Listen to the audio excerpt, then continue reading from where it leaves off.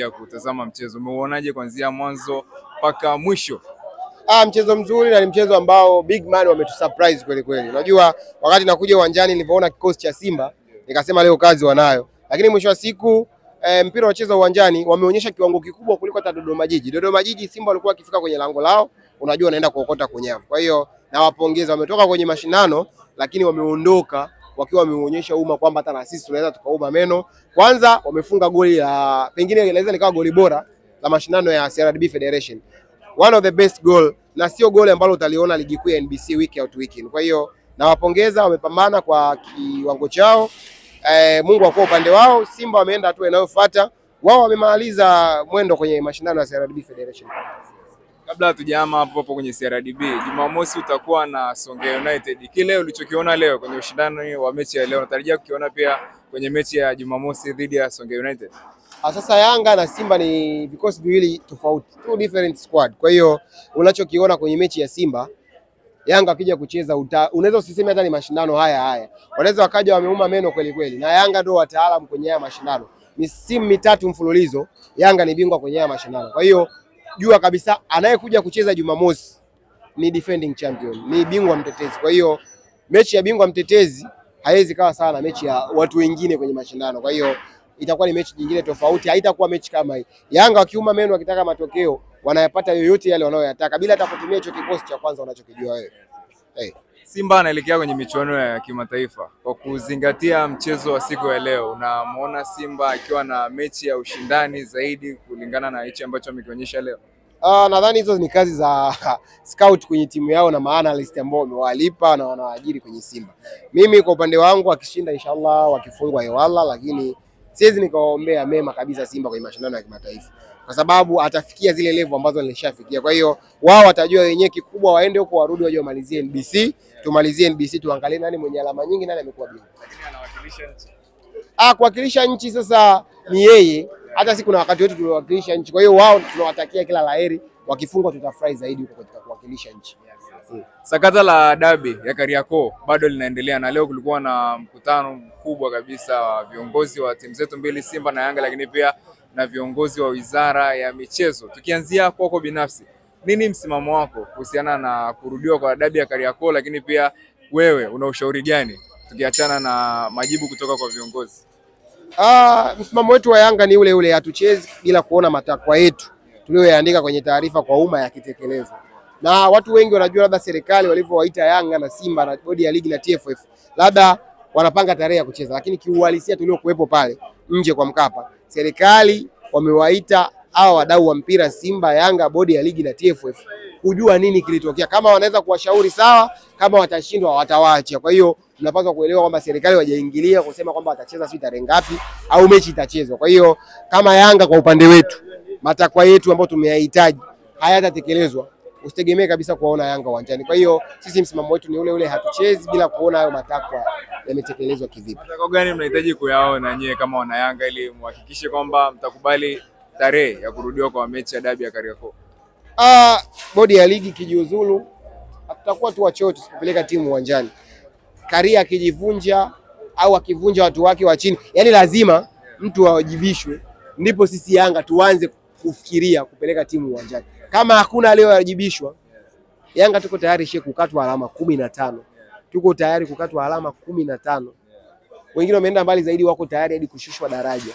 Sasa wewe unadhani kwa mdomo tu au mtu fulani kuingilia kusema Yanga wakacheze tutaenda kucheza?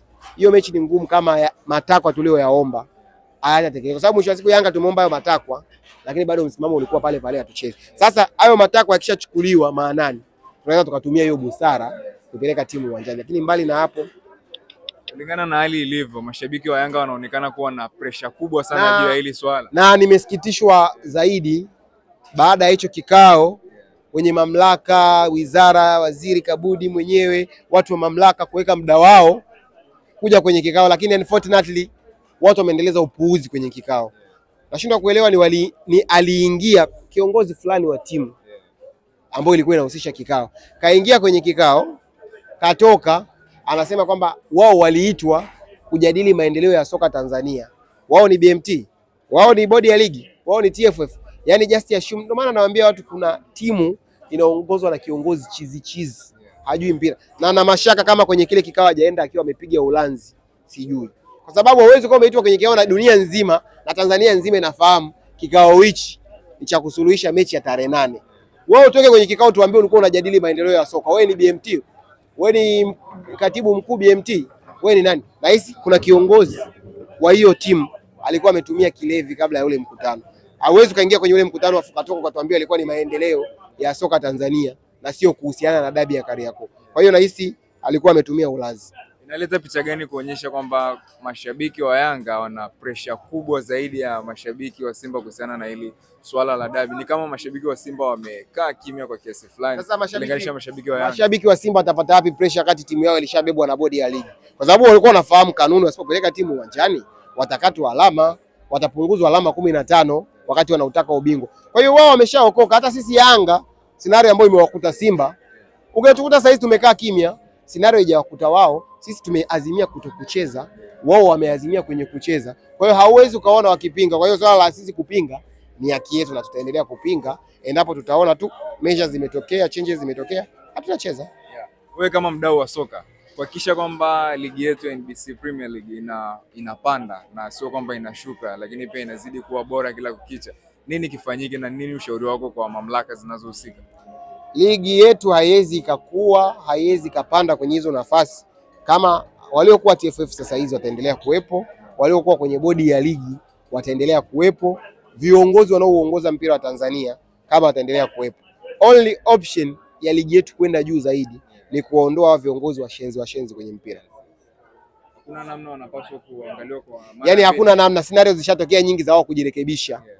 Yani hakuna namna. Mkitaka ligi irudi pale pale, ionekane imekuwa bora, tutafute TFF ambao ni imara, ambayo inaweza ikatuletea chombo cha kuendesha ligi kama bodi ya ligi ambacho kitakuwa ni independent organ ya kujitegemea. Sio tunapata TFF ambayo inatuletea sijui kidau yuko kwenye bodi ya ligi na TFF ana cheo, sijui nani yuko TFF na kwenye bodi ya ligi. Tuifanye bodi ya ligi kuwa independent organ, ifanye maamuzi. Tuifanye ile kamati ya saa 72 ya kuangalia matukio kwenye ligi iwe ya uwazi na isiyopangiwa, kwa sababu TFF bodi ya ligi wanatuambia mechi imegairishwa kwa sababu kamati ya masaa 72 imesema sio, kuna sababu za kiusalama na rushwa.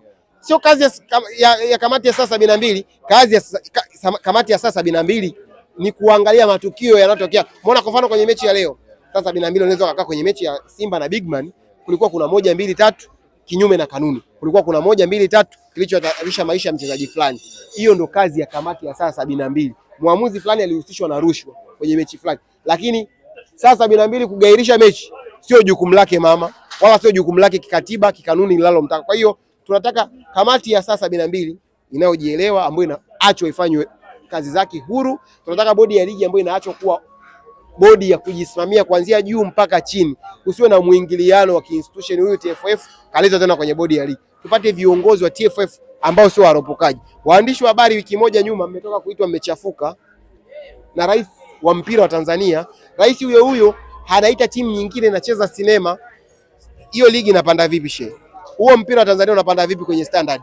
Tunataka kuanzia TFF mpaka hizi kamati za viwanjani ziwe mpya kama tunaipenda ligi yetu na tunataka ifike mbali.